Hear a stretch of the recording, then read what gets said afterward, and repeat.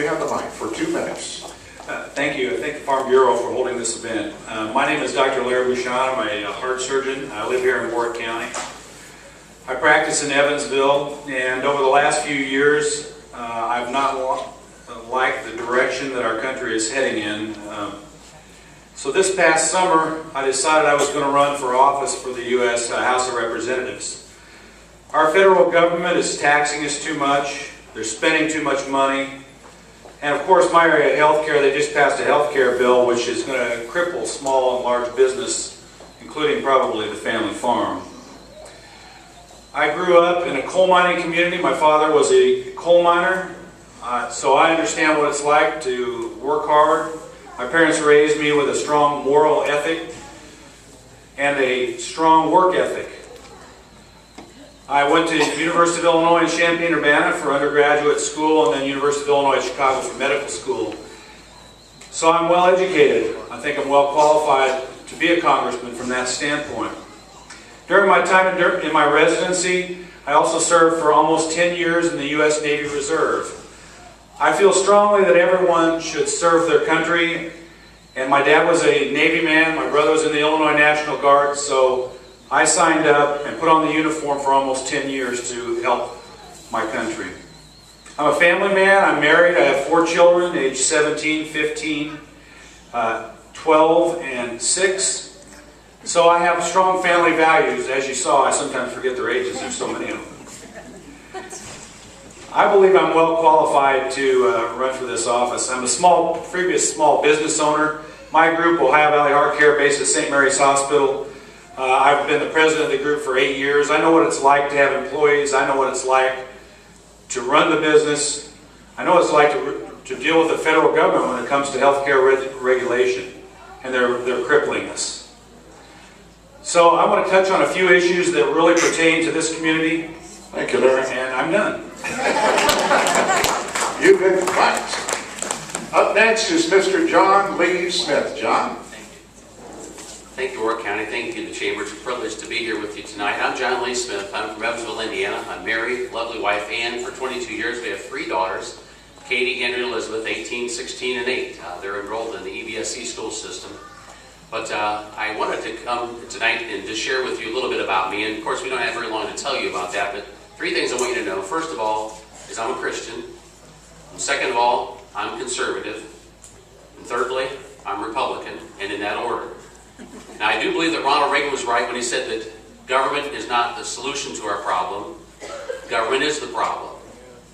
I believe lower taxes, less government, a strong pro-life position will strengthen our country today as it did in the past. I'm a financial advisor. I studied business finance at Indiana University. I work at Edward Jones as a financial advisor today. The last 3 years have been pretty difficult for my clients as I try to navigate through these troubled waters.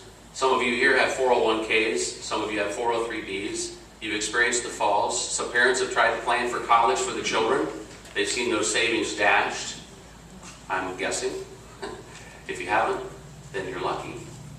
But as we've gone through this difficult time, as I was preparing to help my clients, I studied American history, and as I did so, I came up with a new term to me, a term called the financial recession. And that's why I decided to enter this race this year. You see, a financial recession is different than a business recession. A financial recession will last from 2 to 10 years. An unemployment rate of 10% can grow. And if it does, it impacts more and more families as it goes. As a financial advisor, I'm prepared to handle our country to help us get out of this financial recession so that my children, your grandchildren won't all be working in China. We'll be working in Indiana. I, for one, don't want to take off to Beijing to watch my grandkids. I'm John Lee Smith. I'm here to help our country. I'm here to help Warwick County. Glad to be with you tonight.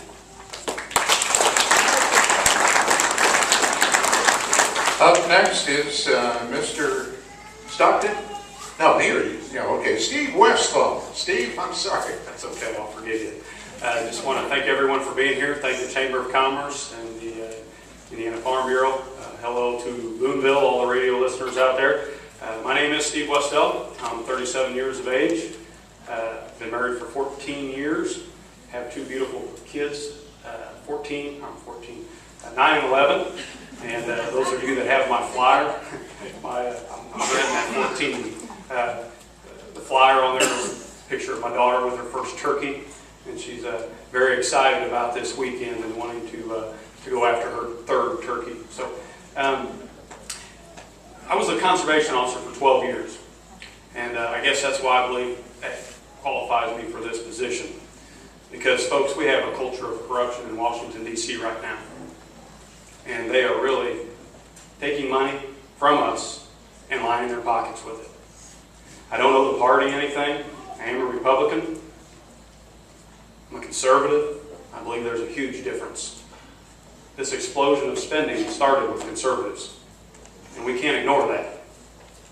Otherwise, we're going to repeat it. We have to hold these folks accountable. I started about a year ago when I went to my first Tea Party event. It's almost a year ago today. Went to Indianapolis with 10,000 to 12,000 other patriotic Americans. Went to Washington, D.C., met the Tea Party Express in Bloomington. And truly, I've had enough, folks. I've had enough. And I think a lot of you have too. You want to know what this financial problem is? We cannot continue to take care of the world. We cannot continue to take our hard-earned dollars and give it to somebody that's not doing anything to earn it. It's my money. It's my money. I've earned it. Let me keep it. Okay? We send way too much money to the federal government for them to hold on to and waste. And folks, that's what they're doing. They're wasting our money. And until we stand up and take this country back and march to Washington, D.C., we're going to have this continue. Thank you, Steve. Thank you. Appreciate it.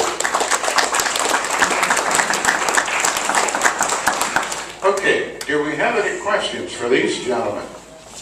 Yes, we do. I'm going to give you two questions you guys can answer. Speak up. Sorry, I'm going to give you two questions you can answer. The first question is, do you support a fair tax? And the second, will you work to repeal healthcare reform? Yes, yes. Anybody? Larry? Okay, he's coming up to the mic. Yes, I do support changing our tax system. The progressive tax that we have now punishes success. I think a national sales tax is a very good way to go. That's what the fair tax does. As far as repealing the health care bill, yes, I am for that. As a physician, I think it's a disaster for the future of medicine. I also think it's a disaster for the future of business. But we're going to have a new presidential election for that to happen, because President Obama will not allow a repeal of the health care bill. In the next 2 years, if I'm elected, though, I'll work to defund some of the programs. I'll work to revise some of the taxes that are new. And I think we can get that done because I think there's enough moderate Democrats to go along once they realize what the taxes are going to do to business. So the answer to the question is yes and yes. And all we can hope for in the health care bill is to have a new president in 2012. Thank you. Thank you. Steve? Thank you. Yes and yes. Yes, we need to do fair tax because, quite frankly, that IRS tax code system is nothing but chock full of loopholes that benefit people other than the common folks out here. Okay, so we need to repeal that. We need to get rid of it. We need a fair tax, national sales tax, a flat tax. All of the above would be better than what we have. All this system does is allow politicians, and empowers them so that they can line their pockets with our money. Because the big businesses come in and say, hey, if you create this loophole for me, I'm going to give you some money for your campaign. Okay, so we've got to get that done. I don't want to shut down the IRS. I think we need to refocus their attention on how the government spends money, or waste money would be better. Okay, so we need to give them a new mission. Okay, now the health care. The simple thing is we've got to repeal this bill. There is no other solution. We've got to repeal it. Anybody that tells you anything different is giving these folks an out. We repeal the bill, we take the votes, we put people's name on record, we send it to Obama, we let him veto it, we let it come back, and then we hold these folks accountable. Where do you stand on this health care bill? You're going to have to decide right now. Vote. And then when they vote for it, in 2012, we throw them out. It's pretty simple, isn't it?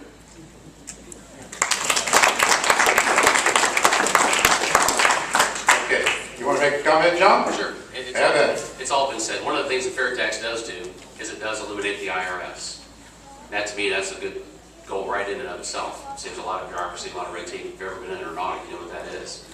The other thing about the health care bill is I'm not ready to throw in the towel yet. I think we can repeal it. There are some arguments before the Supreme Court even today. You see, the thing that is different about this bill, as well as a lot of other things, but one in particular is that they're forcing us all to buy something. And never in the history of the United States have we ever, as Americans, been forced to buy anything. And that's what this bill does. So I argue this is unconstitutional, and I think on those grounds we can't defeat it. And so I'm not ready to give in and say that this health care bill is done. I'm ready to go to Washington to fight to get rid of it. So I vote to repeal it.